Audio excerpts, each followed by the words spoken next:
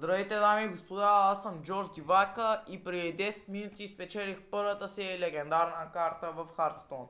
Сега ще ви я покажа, малко е тъпа и яка, но само един единствен пак отворих и я спечелих, ето е нея. Каза се Тушлей, доктор Бум съм я крафтвал за 1600 дъст. Иначе много се изкефи като я видях тази карта и съм много щастлив.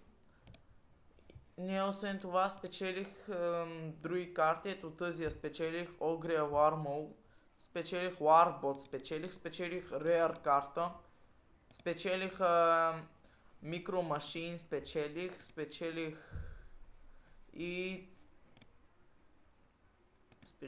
какво друго спечелих и сега ще кажа един момент. Спечелих и Арчмагия. Дайте лайк на клипчето и в моята страница в YouTube. Следващото клипче ще бъде когато играя с брат ми 8 балко. Довиждане.